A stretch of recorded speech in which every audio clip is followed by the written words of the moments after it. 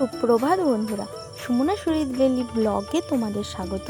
তো চলে এলাম আবার নতুন একটি ভিডিও নিয়ে। তো এখন বাজে সকাল 9টা।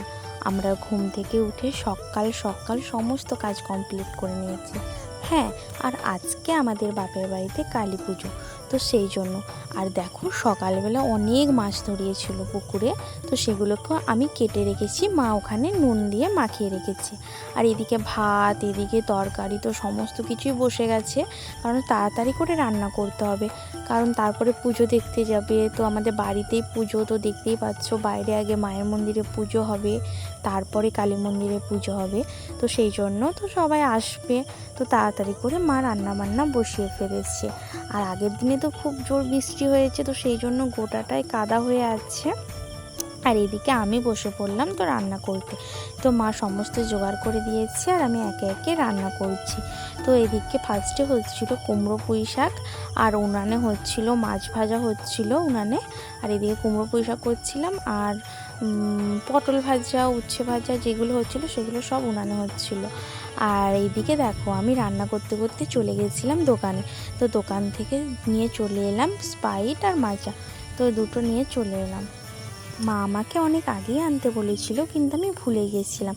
মেয়েকে স্নান টান করিয়েছি, তাই অনেকটা লেট হয়ে গেছিলো, তো সেই জন্য মা ওইদিকে রান্না করছিল আর আমি নিয়ে চলে এলাম। তো এসেই ফ্রিজে ঢুকিয়ে দিলাম, কারণ লোকজন এলে তখন দিতে পারবো না, তো তাড়াতাড়ি করে এনে নিলাম। আর এদিকে দেখো ব্যান্ড বাজনা সমস্ত কিছু বাজছে, এদিকে ঢাক বাজছিল, তো সবাই একে একে এসে মন্দিরেতে সমস্ত কিছু বাজাচ্ছিল।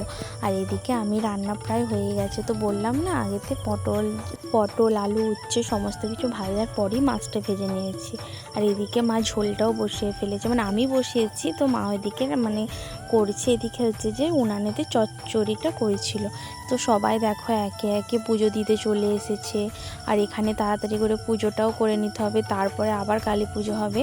তো তা করতে করতেই আমার মেয়ে দেখো এদিকে ঘুমিয়ে পড়েছে। তো মেয়েকে ভাত খাইয়ে দিয়েছিলাম, তো যা রান্না হয়েছিল মাছ ভাজা আর শাক ঘন্ট দিয়ে মেখে। আবার দেখো এদিকে ব্যান্ড পার্টি বাজছে, আর এখন অনেক লোক চলে এসেছে, কারণ এখন পুজো হচ্ছিল। আর তারপরেই হবে পাঁটা বলি, তো সেগুলো দেখানো চলে না, পাঁটা বলি তো দেখানো চলবে না, তো সেই জন্য দেখো এখন পাঁটা বলিই হচ্ছে।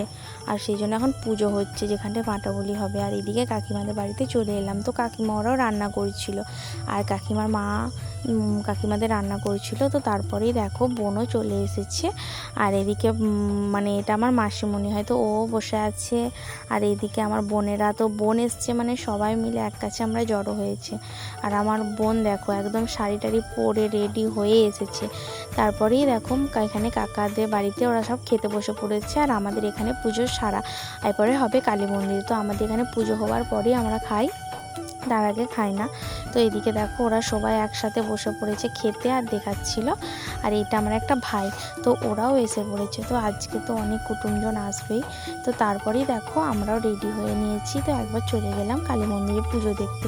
তো এখন কোনো লোক আসে না বেশি, কারণ আর একটু যত বেলা হবে তত লোক আসবে, তো এখন অল্প। তো আমরা জাস্ট আবার দেখতে এলাম, আর এতটা পরিমাণ গরম, তো সবাই মিলে গেছিলাম, কিন্তু গরমের জন্য আমরা সবাই আবার বাড়ি চলে এসেছি।